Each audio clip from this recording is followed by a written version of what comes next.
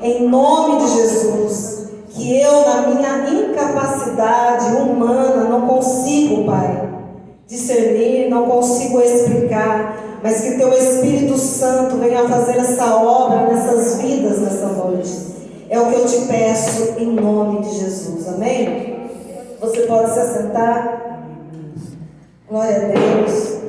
Então, nós sabemos que a armadura de Deus é um instrumento, é um aparato importantíssimo para o cristão. Que o cristão ele precisa estar revestido dessa armadura. Amém? Glória a Deus. E hoje eu tenho uma missão tanto quanto difícil. A pedido da nossa querida pastora, eu quero trazer algo diferente da parte de Deus, do que vocês ouviram nesses dias. É certo que nós precisamos usar a armadura, vocês aprenderam como usar a armadura. Uma parte da armadura que me chama muita atenção são as botas da preparação do Evangelho.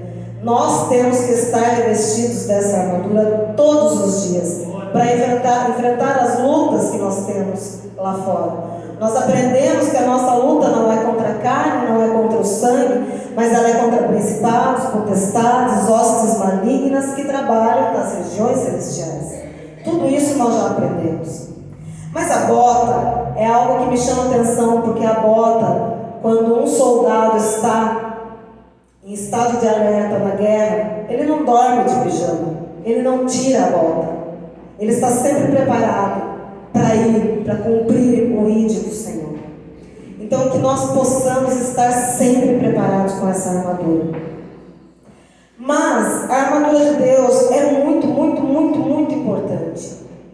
Só que tem algo que eu quero falar com você nessa noite, que talvez você até já tenha participado de alguns cultos de batalha espiritual, quebra de maldição, libertação. Quem aqui já participou de cultos assim? Batalha espiritual, quebra de maldição, cura, libertação. Amém? Pastor vai tocar bateria? Você? Aí, Lincoln, cuidado, tá querendo tomar seu lugar. Não, tá repreendido. Não, mais um para tocar no Lincoln não se der, né? Não, mas já estamos formando um ministro. Já está formado. Um plano espiritual. Amém. Então, a armadura de Deus, ela vai te proteger contra os ataques espirituais da maldade. Vai nos proteger, porque todos os dias nós saímos e precisamos estar revestidos dessa armadura. Mas nós aprendemos muitas vezes ao longo dos anos que batalha espiritual e libertação é a mesma coisa. E eu quero trazer a luz da palavra para você. Entender que batalha espiritual é uma coisa e libertação é outra. Então tudo que você aprendeu aqui fala de uma armadura. Armadura, batalha espiritual. Mas libertação nada tem a ver com batalha espiritual. E muitas das vezes nós participamos de cultos que falavam justamente isso. Batalha espiritual e libertação. Mas são coisas totalmente distintas, totalmente diferentes, e eu quero passar o que eu tenho aprendido durante todos esses anos estudando sobre libertação e batalha espiritual. A libertação, ela lida com as causas da exploração demoníaca, enquanto que a batalha espiritual lida com o confronto, com a destruição das fortalezas e dos calabouços. Então, a batalha espiritual é confronto. Batalha espiritual é confronto. Guarde isso no seu coração. E libertação, ela lida com a confissão de pecados. Porque que muitas das vezes nós estamos armados com a armadura de Deus, mas em algumas áreas das nossas vidas, nós enfrentamos dificuldades que nós não conseguimos romper. Mas eu estou vestido com a armadura, todos os dias, coberto com o sangue de Jesus, revestido da armadura de Deus. Mas existem áreas na minha vida que elas não fluem. Por quê? Porque precisa de libertação. E a libertação ela trata com confissão de pecados. Expulsar demônios não é libertação. Expulsar demônio, como muitos já viram aqui, muitas vezes aqui na igreja, eu e as batalha, isso é um confronto, é o último grito do demônio, que ele está ali na pessoa, ele dá aquele grito de desespero, porque ele sabe que ele vai ter que sair. Isso é uma batalha espiritual, isso não é uma libertação. A libertação vai muito além disso. A gente pode expulsar um demônio aqui e a pessoa não ser liberta. Nós podemos expulsar um demônio, mas existem causas na vida dessa pessoa que esse demônio vai continuar tendo acesso à vida dessa pessoa. E para isso precisa de libertação. E para a libertação ocorrer, precisa ser confessado pecados. Quando eu disse que é uma missão um pouco difícil, que eu tenho que trazer hoje para vocês, é porque é algo muito profundo, algo que necessita de muito entendimento e profundidade nas Escrituras. Então eu preciso fazer com que vocês compreendam tudo que eu vou dizer aqui, à luz da palavra. Porque tudo que nós falamos não é o que nós achamos, o que nós pensamos, ou o que nós ouvimos, mas ela tem que estar de acordo com a palavra, ela tem que ter endereço. Tudo aquilo que eu falar para vocês, vocês podem saber que tem endereço, está aqui na palavra de Deus. Eu não estou falando ao Léo por acaso, porque eu acho bacana, porque eu acho legal, porque eu ouvi isso de alguém. Não. É porque está aqui, porque tem respaldo bíblico, porque tem homens e mulheres de Deus que estão descritos aqui na Bíblia, que passaram por batalhas e libertações, e nós vamos encontrar esses endereços aqui. Eu não quero que você saia daqui nessa noite com dúvidas. Por isso eu estou dizendo que é uma função um tanto quanto difícil, porque eu vou discorrer de vários assuntos aqui. E eu quero que você saia daqui compreendido de tudo aquilo que vai ser dito. Amém? Libertação é fechar as portas que deram acesso a demônios. Você entende a diferença da batalha espiritual? Você está revestido da armadura, mas isso muitas vezes não impede de um demônio agir na sua vida, porque há uma legalidade espiritual e precisa dessa libertação através da confissão de pecados. Libertação é fechar as portas que deram acesso aos demônios. Eu vou dar 3 endereços aqui para você: Daniel 9, Neemias 9 e Esdras 9. Se você quiser anotar, anote, chegue na sua casa e leia esses 3 livros. Esse é o endereço. 3 homens de Deus que entenderam o que era necessário fazer para que o povo fosse liberto. Eles entenderam que era necessária uma libertação, e para isso havia necessidade de fazer confissão de pecado dos antepassados. Neemias 9, Esdras 9 e Daniel 9. Esses 3 homens de Deus fizeram confissão de pecado pelos antepassados, por aquilo que eles não fizeram, mas que os antepassados fizeram e que estava recaindo sobre eles, e eles entenderam isso. Eles foram no livro da lei e entenderam que era necessário fazer uma confissão de pecados e arrependimento, para que a porta que estava aberta para o demônio que estava agindo fosse fechada, e que esse demônio não tivesse mais acesso. Assim é na nossa vida. Muitas das vezes nós estamos na igreja há muitos anos, revestidos da armadura de Deus, mas nós enfrentamos batalhas em algumas áreas das nossas vidas e nós não entendemos o porquê. É porque foram portas que foram abertas pelos nossos antepassados. A palavra de Deus diz que o Senhor visita a iniquidade dos pais nos filhos e dos filhos, ou seja, os netos da 3ª à 4ª geração. Entende? Está lá no livro de Êxodo 34, que visita a iniquidade. O que é iniquidade? Iniquidade é muito mais do que um pecado. É muito mais do que um simples pecado. Iniquidade é uma raiz geracional. É algo que está enraizado. É algo que você não consegue tirar se não fizer a confissão. É importante para que nós nos livremos de alguns ataques na nossa vida, fazer a confissão de pecados geracionais. Pode chamar de maldição hereditária, como você quiser. Maldição hereditária, pecados geracionais. E muitas vezes nós ouvimos: eu vou quebrar a maldição, eu vou quebrar a maldição. Você não vai quebrar a maldição, é a maldição que te quebra. Se você não fizer a confissão de pecado, a maldição que vai te quebrar. Você não vai quebrar a maldição. Sinto muito te informar. E eu aprendi isso durante muitos anos. Eu quebro a maldição, mas nunca confessei os pecados dos meus antepassados para quebrar essa maldição. Então a maldição continuava lá me quebrando. Vocês estão entendendo o que eu estou dizendo? Amém? O livro de Tiago 5, eu vou abrir e vou ler, porque eu gosto muito dessa passagem. Tiago 5, vamos ver se eu acho aqui. Tiago 5,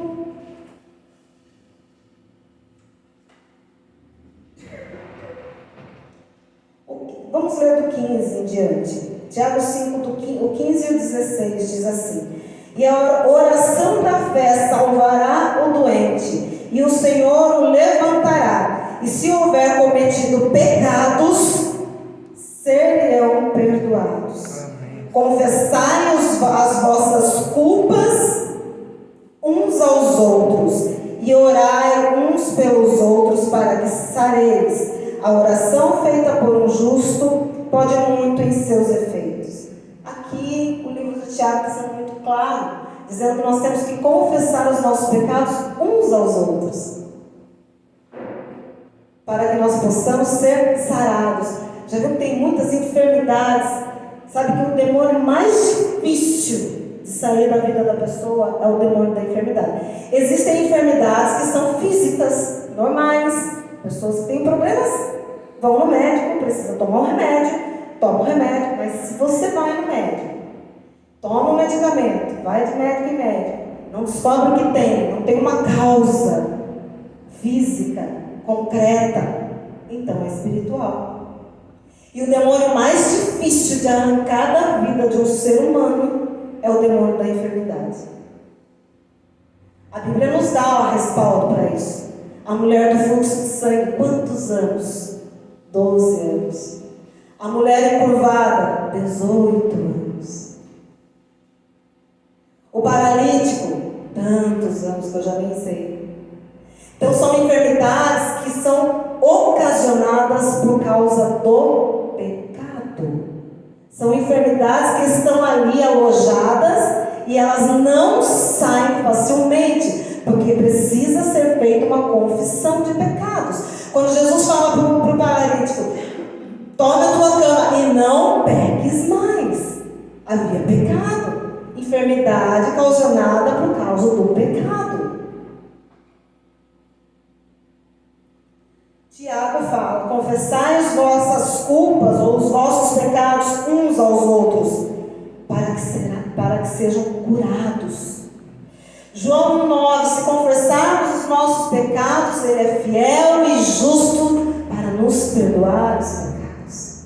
Precisa haver confissão.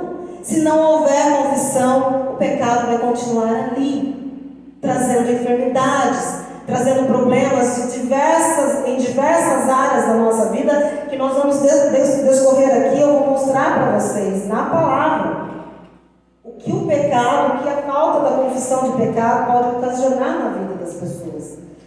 Salmo 32. Salmo 32 é outro salmo que eu gosto muito, é um salmista Davi falando. Salmo 32. Salmo 32, 3 diz assim: enquanto eu me calei, envelheceram os meus ossos pelo bramido em todo dia. Porque de dia e de noite a tua mão pesava sobre mim, e o meu humor se tornou em sequidão e estio. Confessei-te o meu pecado, e a minha maldade não encobri. Dizia eu: confessarei ao Senhor as minhas transgressões, e tu perdoaste a do meu pecado. Provérbios 28:13. O que encobre as suas transgressões nunca prosperará, mas o que confessa e deixa alcançará misericórdia.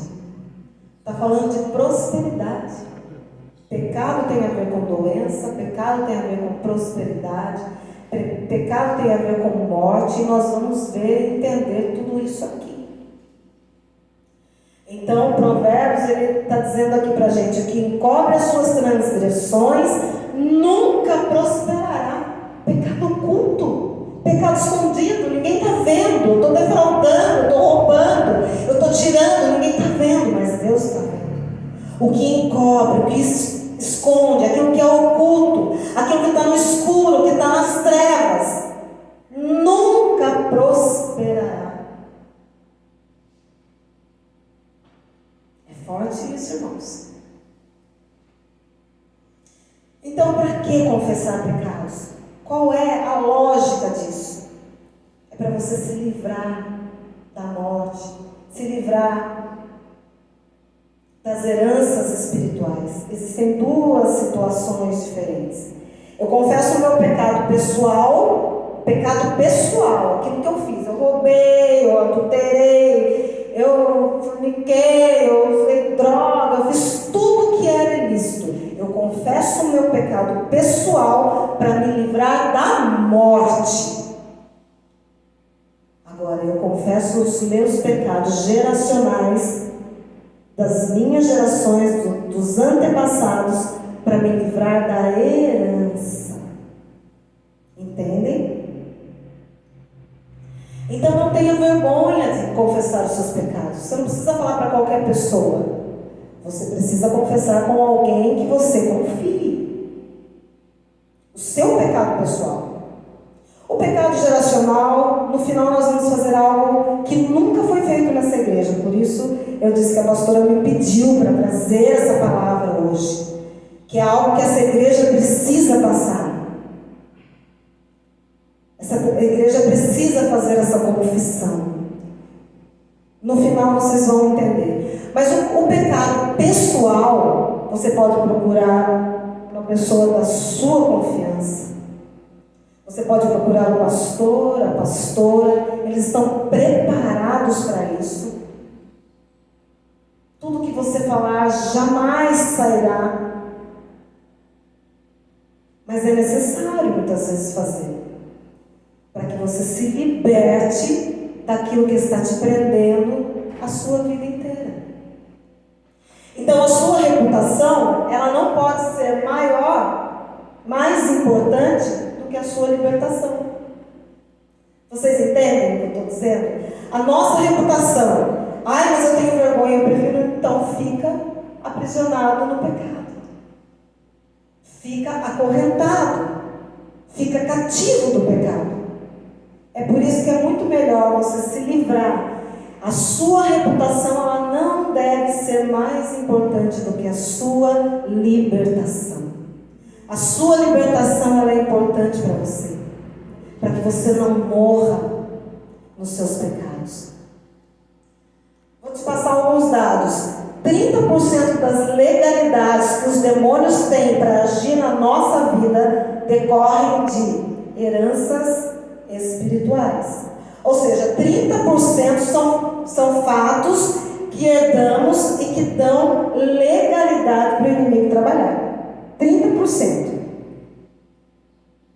70% é de responsabilidade pessoal, ou seja, 70% daquilo que vem para roubar, matar e destruir é escolha minha. Agora eu quero falar sobre heranças espirituais. Ou maldição hereditária, como você queira falar. Não é errado falar maldição hereditária. Toda doença, ela tem um sintoma. Uma gripe, ela vai te dar dor no corpo, espirro, febre. O Covid tinha lá as suas características. Eu senti dor nos olhos, senti muita dor no globo ocular, dor no quadril durante muito tempo. Isso são sintomas, isso não é o Covid, são sintomas de uma doença. Amém? Vou falar que nem o pastor, vocês estão comigo aqui? São sintomas. A maldição também, ela tem sintomas. E como descobrir esses sintomas? Os sintomas são sintomas de herança espiritual. Vou dar alguns sintomas aqui para você. Por exemplo, morte. Morte é sintoma de desonra. Desonrar pai e mãe. A Bíblia fala: honra pai e mãe para que te prolongue os dias na terra. Pode reparar, quem não honra pai, não honra mãe, morre cedo ou tem uma vida miserável. Vai comer, como diz aí no mundão, pão que o diabo amassou. Então o sintoma de morte, você pode ver, morreu novo. Desonra pai e mãe. Miséria é um sintoma. É um sintoma de ganância, de ambição e de enriquecimento ilícito. Morte de prematuros. Você já viu isso? Uma família que muitos primogênitos. Todo primogênito naquela família morre. Morre o primogênito do pai e da mãe, aí ele tem um segundo filho. Nasce o filho cresce, ele tem um filho, o primeiro filho morre. O neto dele tem um filho, o primeiro filho morre. Morte de primogênito. E isso é o sintoma disso é derramamento de sangue, promiscuidade. É profundo, né, gente? Está todo mundo tão quieto, né? Não ouço um glória, nada, porque é profundo demais, é muito sério. Morte de primogênito, derramamento de sangue, promiscuidade. Heranças espirituais têm sintomas iguais aos que foram plantados. Então, se meu pai plantou, um exemplo, ambição, se ele defraudou alguém, a minha vida financeira não vai fluir. Porque lá atrás foi plantada uma semente que gerou uma raiz de iniquidade aonde eu não consigo prosperar. Vocês compreendem?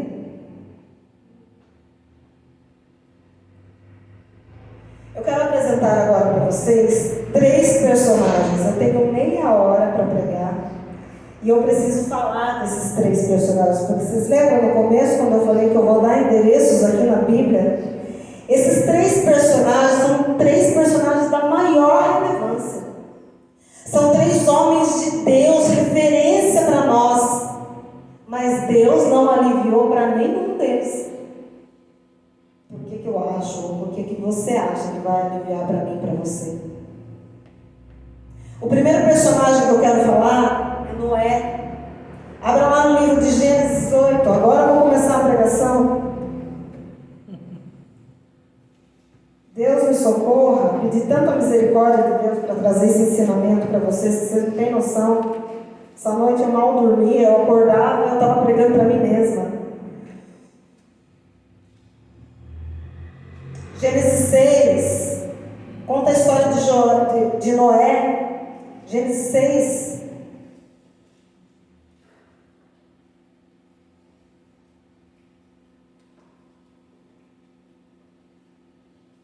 No meio de uma geração corrupta, Deus queria exterminar aquela geração.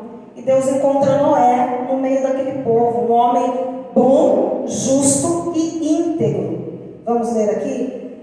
Gênesis 6, 7.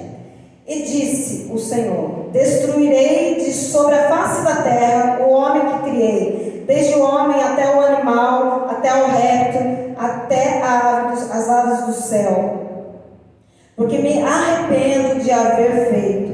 Noé, porém, achou graça aos olhos do Senhor. Aí ele fala das gerações de Noé. Essas são as gerações de Noé. Era varão justo e reto em suas gerações. Noé andava com Deus. A Bíblia descreve Noé como um homem justo,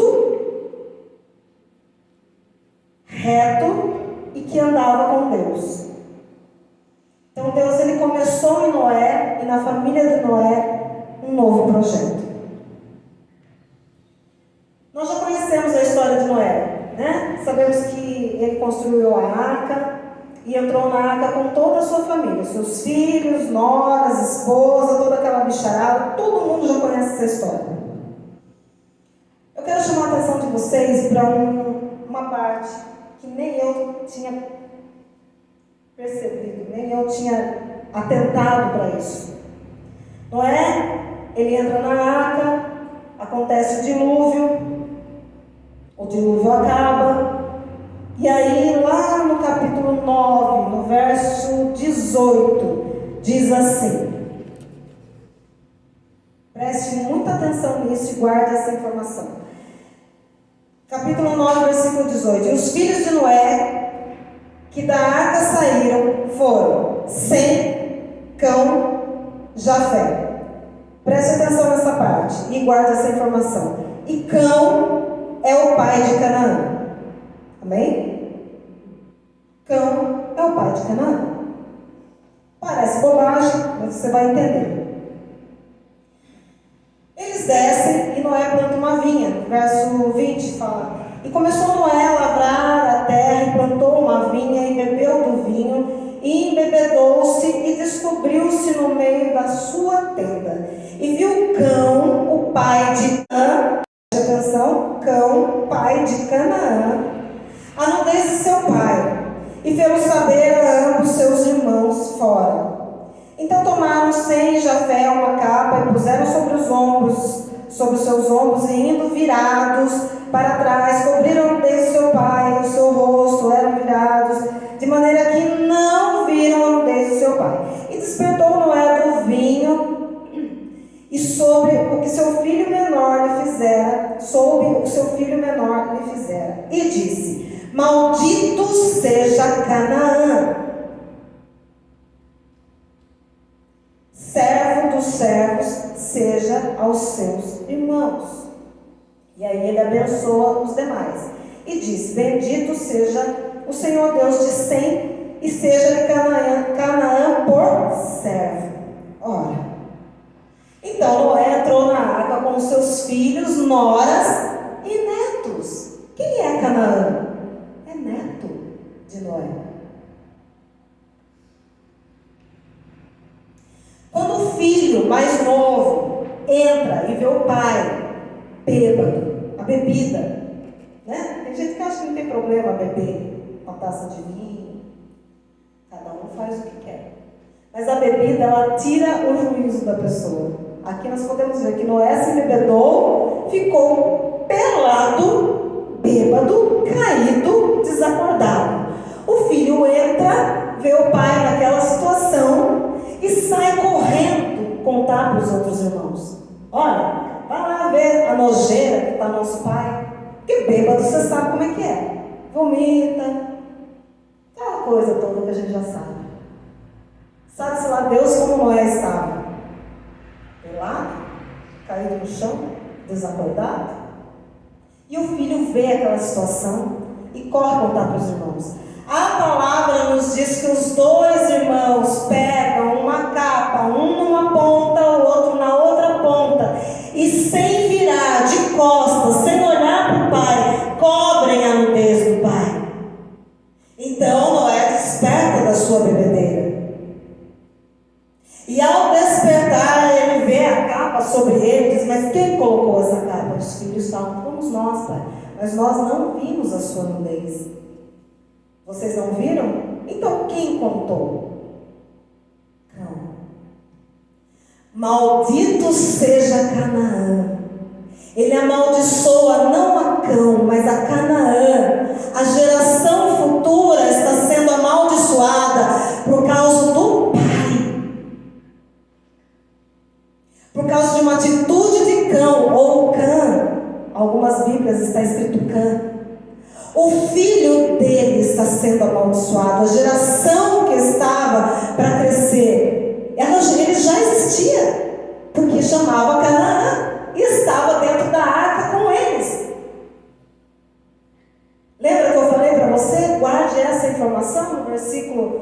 no versículo 18, Cão é pai de Canaã. E aqui no verso 24 diz: e despertou Noé do seu vinho e soube o que o seu filho menor lhe fizera. E disse: maldito seja Canaã, maldito seja o meu neto, filho de Cão. Uma maldição foi lançada sobre ele. Canaã fez alguma coisa? Não. Quem fez foi o pai. Mas a maldição caiu sobre Canaã. E depois nós vamos entender que Canaã foi destruída, dissipada, por causa de uma maldição. Porque lembra que eu li lá no começo que o Senhor visita a maldição dos pais nos filhos e nos filhos dos filhos. Quem são os filhos dos filhos, ora? Senão os netos.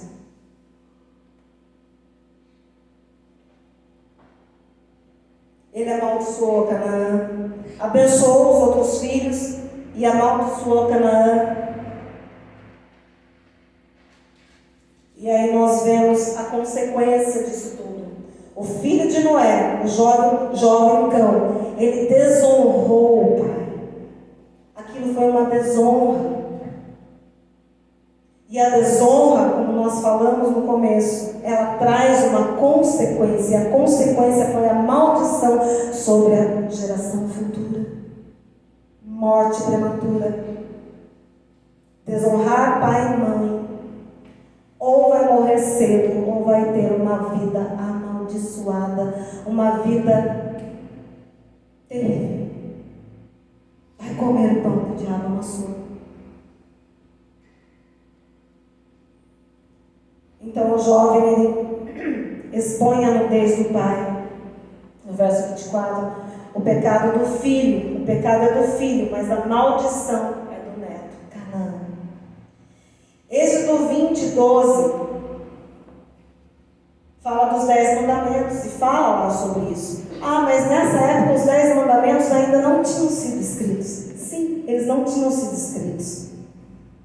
Mas Deus, Ele é o mesmo hoje, ontem e será eternamente. Ele é o Deus eu sou, Ele não era, Ele não deixa de ser. Aquilo que Ele estabeleceu está pronto desde o princípio.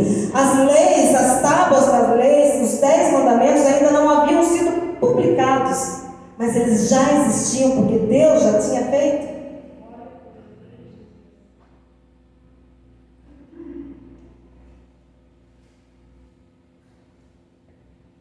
Então as leis de Deus ainda não tinham sido publicadas, mas elas já existiam. Amém? Então, maldito seja Canaã, assim disse o avô Noé.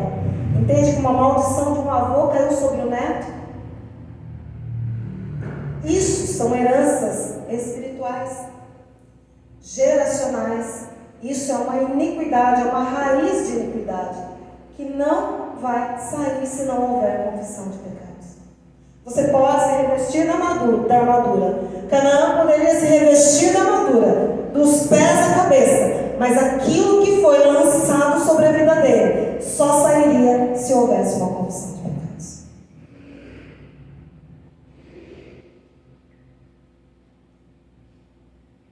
Essa maldição foi uma maldição terrível. Canaã, terra amaldiçoada, a ponto de Deus exterminar toda aquela terra. A maldição começou em Canaã. A maldição começou em Canaã, o neto de Noé. Herança espiritual vai de geração em geração. De geração em geração. Eu visitarei a iniquidade dos pais aos filhos e dos filhos nos filhos. Se ninguém nesse meio entrar e pedir perdão, como Neemias fez, Esdras fez, Daniel fez, essa maldição nunca será quebrada. 4 gerações.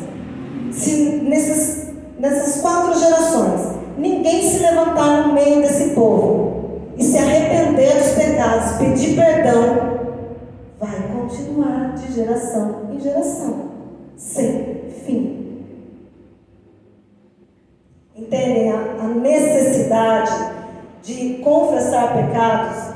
Eu tenho 15 minutos, mas eu vou conseguir, amém?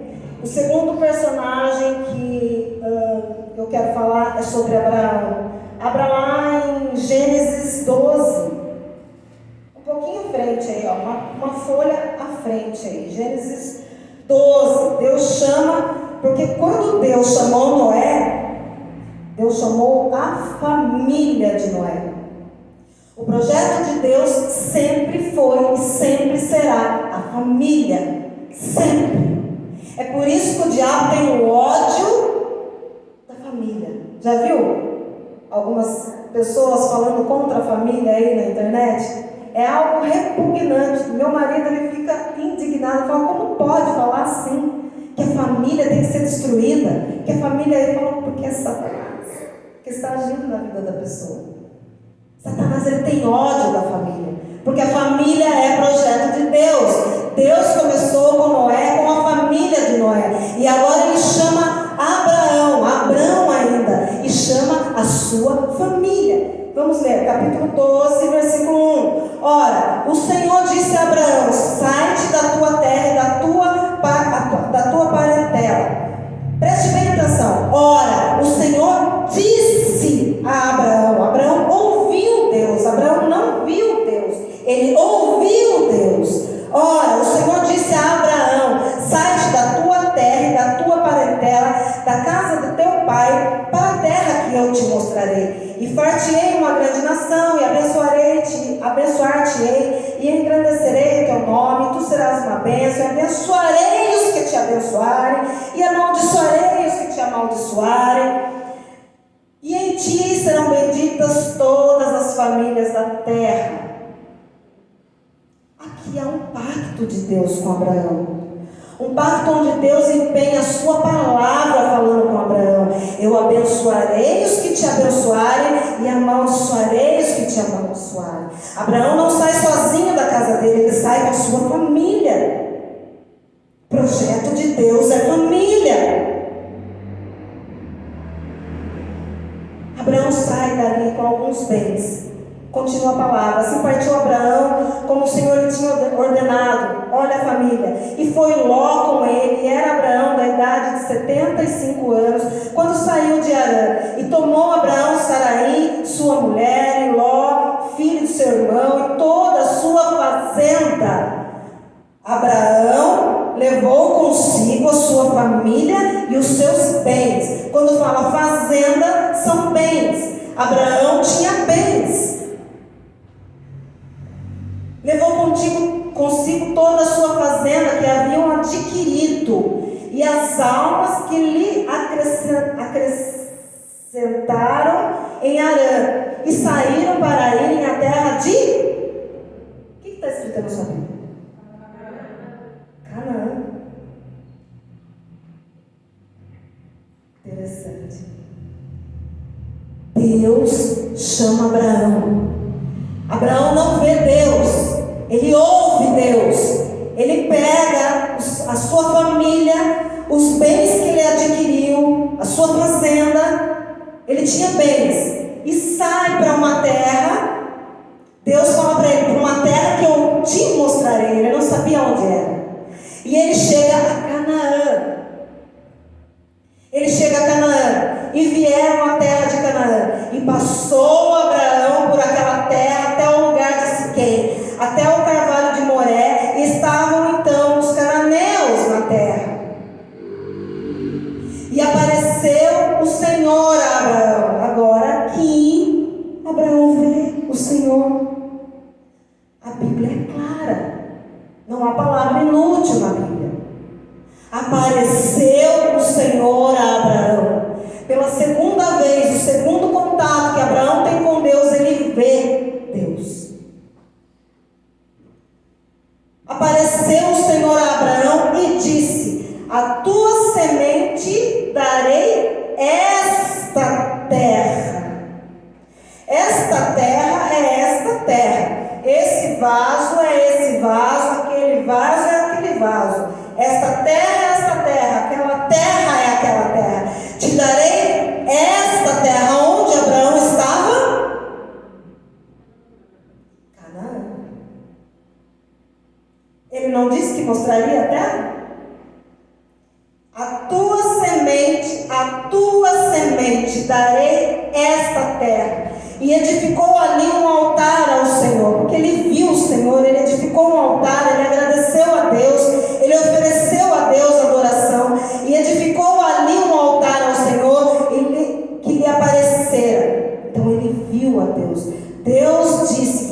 está no lugar da promessa. Você está no lugar da promessa. Esta é a terra. O GPS te trouxe no lugar certo. É aqui. Você chegou no seu destino. Mas Abraão não entendeu. Ou não quis entender. Edificou ali um altar ao Senhor que lhe aparecera. E moveu-se dali para a montanha da banda do oriente de Betel e armou sua tenda, tendo Betel ao ocidente. E aí ao oriente. Ele ainda estava em Canaã. Não saia da terra. A terra é essa. É Canaã. Te darei esta terra para a sua semente. Darei esta terra. Você pode andar nessa terra, mas não saia dessa terra. Não saia de Canaã. Você pode andar no estado de São Paulo, São Roque, Biúna, outras cidades do estado, mas não saia de São Paulo, entendem? Abraão andou por ali. Quando ele monta a sua tenda e moveu-se dali para a montanha, a banda do oriente de Betel, e armou a sua tenda, tendo Betel ao ocidente e Ai ao oriente. Edificou ali um altar ao Senhor, invocou o nome do Senhor, ainda em Canaã. Você pode andar por Canaã, só não saia de Canaã. Depois caminhou Abraão, segundo ainda para a banda sul. Não tem problema andar em Canaã, não saia de Canaã. Porque Deus falou ali no verso 7, darei esta terra. A palavra, a língua portuguesa é muito clara, é esta, não é aquela, é esta terra. Verso 10, até aqui, Abraão estava com Deus. No verso 10, tem uma nova fase na vida de Abraão. Lembra-se que Abraão saiu da sua terra com bens. Ele tinha bens. Verso 10, e havia fome naquela terra. E desceu Abraão ao Egito para peregrinar ali, porquanto a fome era grande na terra. Havia fome na terra de Canaã. Abraão teve medo e saiu de Canaã. É até compreensível. Abraão viu Deus uma vez, falou com Deus uma vez, viu Deus 2 vezes, esteve com Deus. Era recente na fé. Vinha de uma família idólatra. E aconteceu que, chegando ele para entrar no Egito, disse a Sarai, sua mulher: ora, bem sei que és mulher formosa à vista. Sarai era uma mulher muito bonita. E será que quando os egípcios te virem, dirão: esta é a mulher, esta é sua mulher, e matar-me-ão a mim, e a ti te guardarão em vida. É muito interessante essa parte. Deus ele mostra a terra no verso 7. Abraão descumpre uma ordenança de Deus, que é ficar naquela terra. Ele sai dali e vai para o Egito por causa da fome que havia em Canaã. Chegando no Egito, nós sabemos de toda essa história. Que ele chega lá e fala para a mulher dele: olha, os egípcios vão te achar muito bonita e você não pode falar que é minha esposa. Vamos fazer uma mentirinha aqui, porque mais importa que eu fique vivo. É isso que Abraão está dizendo. A Bíblia é muito bonita aqui dizendo. Vamos ler? Vamos ler aqui para não ficar nas minhas palavras. Diz e te peço que és minha irmã, para que me vá bem por tua causa, e que viva a minha alma por amor de ti. Olha que bonito. O que Abraão está dizendo para Sara? Não importa que eles te levem, o que importa é que eu fique vivo. E aconteceu que, entrando Abraão no Egito, viram os egípcios a mulher que era muito famosa, e viram-na os príncipes de Faraó. Então os príncipes de Faraó viram a mulher, chegaram para Faraó e falaram: é um mulherão, é um mulherão.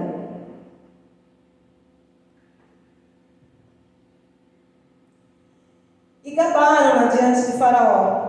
E foi a mulher tomada para a casa de Faraó. Quando a Bíblia fala tomada, não é que ela foi arrancada, tomada. Quando fala que Eva foi tomada por Adão, é porque ela se deitou, porque ela concebeu. Quando a Bíblia fala que a mulher foi tomada, é porque ela foi. Eu vou usar um termo para não quero ser.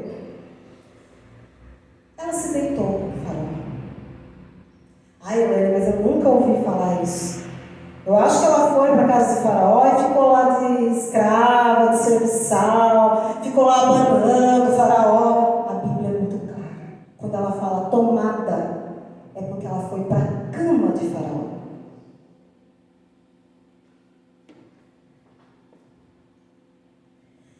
E foi a mulher tomada para a casa de Faraó.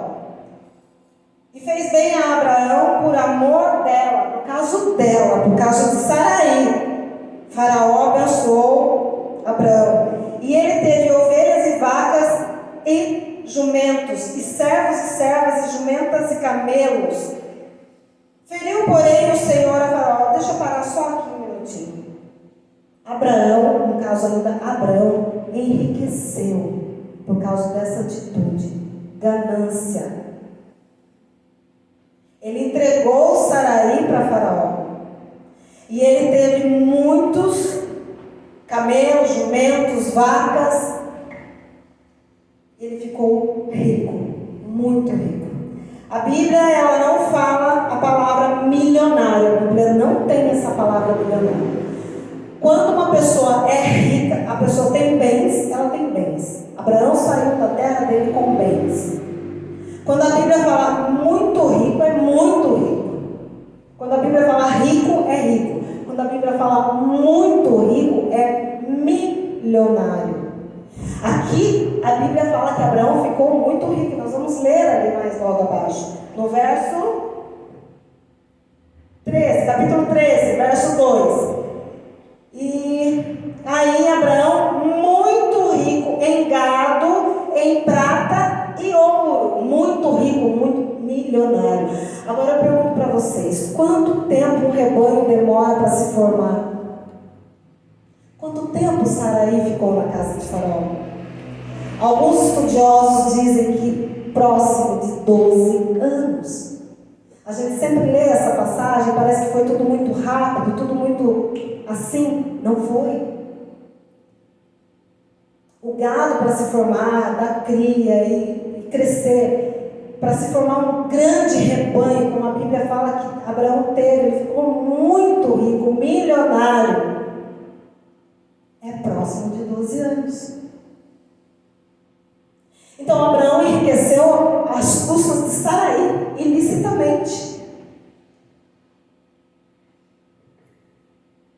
Deus queria que Abraão habitasse naquela terra para tirar os cananeus de lá, exterminar a descendência de Canaã.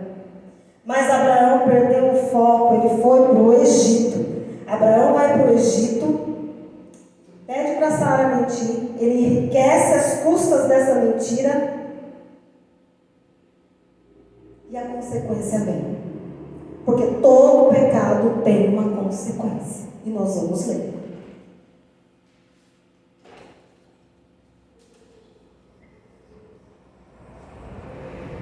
Quando ele entrou no Egito, tinha bens. Quando ele saiu do Egito, ele era muito rico.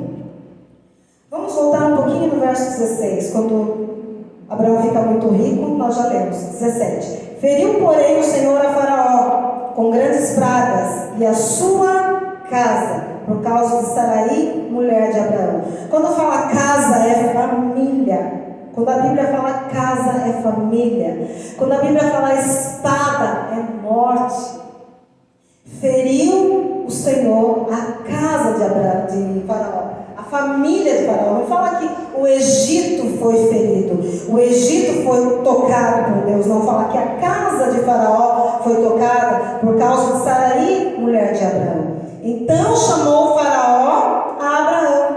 Quem teve mais senso nessa história toda aí? Fala para mim. Abraão ou Faraó? Faraó. Faraó foi o que se colocou, foi o que colocou as coisas no lugar, na verdade. Faraó colocou as coisas no devido lugar. Ele chama Abraão e fala: por que você fez isso? Porque eu tomei a sua mulher como minha mulher e essa praga veio, porque daí ele foi consultar os magos e essa praga veio sobre a minha casa. Toma aqui toda o seu rebanho, pega tudo, ele não quis nada. Pega a sua mulher e vaza daqui, some daqui. Qual era o medo de Abraão no começo? De ser morto. Ele foi morto no final? Não. Mas isso gerou uma consequência terrível. A responsabilidade pessoal foi de Abraão. Qual foi a responsabilidade de Abraão? A ganância, a mentira. As consequências vêm sobre os filhos, netos, bisnetos e tataranetos. Nós vamos ver mais lá na frente. Deixa eu ver aqui se eu acho. Eu não sei se eu anotei.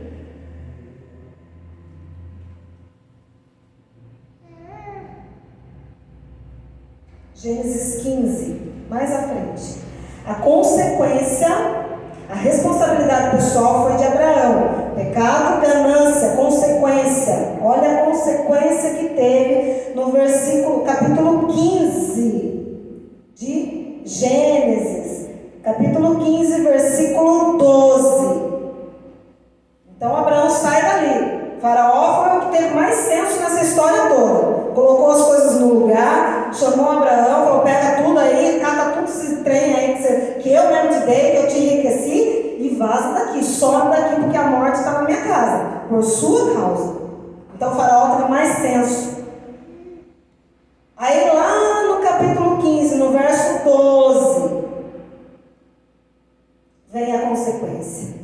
E pondo-se o sol, um profundo sono caiu sobre Abraão, e eis que grande espanto e grande escuridão caiu sobre ele.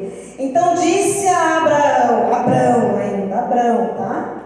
Saibas de certo que peregrina será a tua semente em terra que não é sua, e servi-los-ão e afligi-los-ão 400 anos. 4 gerações foram amaldiçoadas por Deus, por causa da desobediência, do pecado de Abraão. 4 gerações, 400 anos de cativeiro, por causa de uma atitude errada, por causa de um pecado encoberto, porque ele ficou bem quietinho, ele não falou nada. Se não fosse Faraó colocar as coisas no lugar, 400 anos. Aqui ó, está escrito. Eu falei que eu ia te dar um endereço, e o endereço está aqui. O povo de Deus ficou cativo 400 anos por causa de Abraão. A Bíblia ela é muito clara. Eu disse que eu ia te dar 3 personagens, eu não tenho tempo mais. O outro personagem que eu queria te dar, e eu não tenho tempo, e é muito tremendo, é Davi. Mas quem sabe uma outra oportunidade. Eu vou parar por aqui. Deus, ele não alivia para esses homens que são exemplo para nós. Noé, Abraão, nosso pai na fé. Abraão pecou. E Davi, o homem segundo o coração de Deus, que Deus mesmo dá essa conotação para Davi. É tremendo a passagem de Davi, mas eu não tenho tempo. O que eu quero dizer para você? Que pecados geracionais precisam ser confessados. Se não forem confessados esses pecados, vai continuar para os seus filhos, para os seus netos, para os netos, bisnetos, tataranetos. Pecado de promiscuidade, derramamento derramamento de sangue, morte de primogênitos, filhos que morrem sem causa aparente, mas não tinha nada, morreu. Vai investigar a avózinha, aquela senhorinha que faz o crochêzinho, bonitinha, como diz a pastora Tânia Teresa, pode ter sido uma sirigaita lá no passado.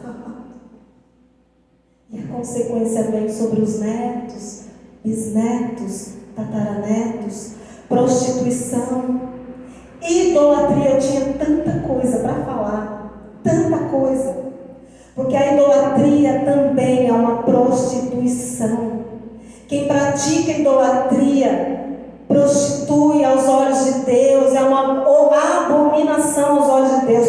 E é por isso que eu quero fazer agora com você, a pedido da nossa pastora. Eu não estou fazendo porque eu quero, porque pense o quanto é difícil fazer isso, mas Deus me chamou para isso, para libertação, para entender, estudar as causas, o que leva uma pessoa a ficar cativa, o que leva um povo a ficar cativo 400 anos. Deus me chamou para isso. E a pastora entende isso, entendeu isso, queria que eu trouxesse esse ensinamento para vocês. E hoje eu queria fazer aqui com vocês confissão de pecados geracionais. Entenda uma coisa. Deixa eu abrir aqui outro caderno, que são tantas anotações. Eu já falei para a Manu, minha sobrinha. Manu, se você estiver assistindo esse culto, Manu, é para você, meu amor. A tia não tem nada de bom para deixar, nada de herança, mas a tia tem tudo isso aqui, ó. Essa é a herança que eu deixo para você. Tudo que eu aprendi. Tudo que eu aprendi. Se até lá Jesus voltar, talvez nem dê tempo dela pregar. Mas essa é a herança. Deixar uma herança bendita, não uma herança maldita.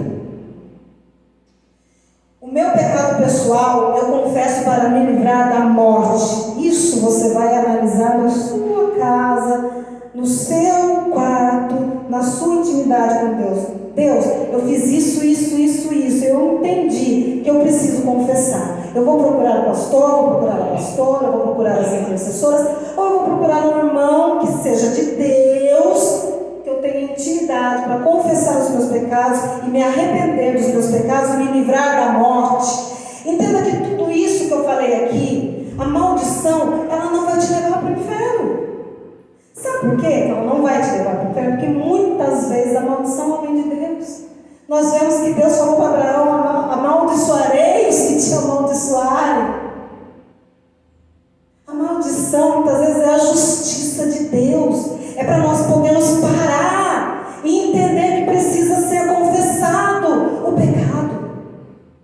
Pastor, me perdoe, eu passei 5 minutos.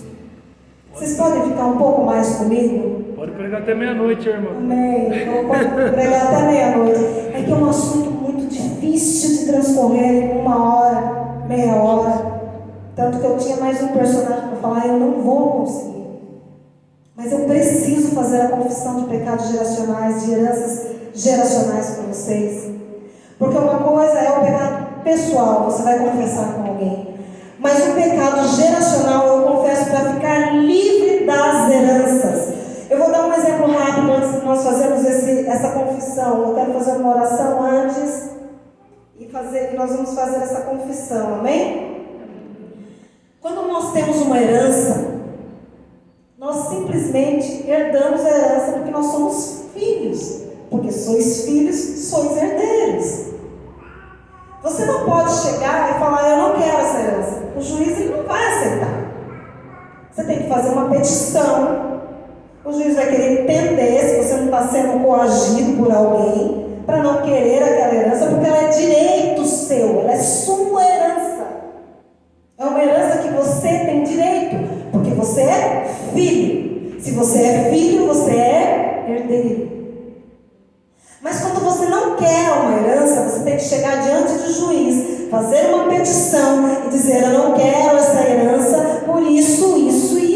Eu quero deixar essa herança para outra pessoa. Então o juiz vai analisar, vai falar: você está ficando louco, vou tentar saber se está sendo coagido por alguém, e vai entender. Ok, não quer herança, então ele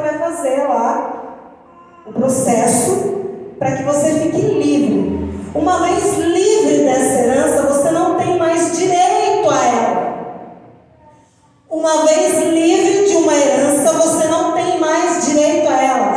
Uma vez que você nega essa herança, que você rejeita essa herança, que você não quer mais essa herança, você não tem mais acesso a ela. E é isso que nós vamos fazer aqui. As heranças geracionais da sua avó, bisavó, tataravó, de promiscuidade, de prostituição, de idolatria que está sobre a sua casa, sua família, sangue derramado, que foi derramado lá atrás. Quantos de nós tivemos antepassados que foram matadores? Não sei como é que fala. Capangas, mataram pessoas, derramaram sangue, a terra clama o sangue. A terra clama o sangue. É herança que está sobre a sua vida. Ah, mas eu não tenho culpa. Mas é a palavra que diz: visitarei a iniquidade, o pecado geracional, a iniquidade, a raiz de pecado. Não é um pecado comum. Visitarei dos filhos nos filhos, da terceira à quarta geração. Então está sobre nós. Nós não sabemos o que os nossos antepassados fizeram. Mas nós sabemos uma coisa: a idolatria, o Brasil inteiro. Nós vivemos num país idólatra. Então, de qualquer forma, há um pecado de idolatria sobre a nossa vida, que precisa ser rejeitado. Porque a idolatria para Deus é como um pecado de feitiçaria, é prostituição. E o que isso ocasiona? Morte prematura, morte física, morte espiritual, vida financeira parada, destruída, casamento destruído. Porque aquele que é idólatra, o casamento não vai para frente. E eu posso explicar isso numa outra oportunidade. Mas agora eu quero fazer a confissão de pecados com vocês. Vocês entenderam? Vocês me dão mais 10 minutinhos? Tudo bem? Mais 10 minutinhos? Todo mundo concorda? Amém? Posso ouvir amém aí, gente? Amém. Amém? Quem não quiser e não puder, fique à vontade. O pastor vai dar a bênção e você pode sair. Como ele falou aqui no começo, ninguém deve ser obrigado a nada. Tem que ser algo que arda no seu coração. Algo que você fale: eu quero isso mais do que tudo, Deus. Porque eu quero viver uma vida plena contigo. Eu quero te agradar em todos os sentidos da minha vida. Não é algo forçado, é algo do Espírito, do nosso Espírito com o Espírito Santo. Então você não é obrigado a fazer. Amém? Você vai continuar sentado no seu lugar. Eu vou fazer uma oração primeiro de cobertura sobre as nossas vidas. Amém?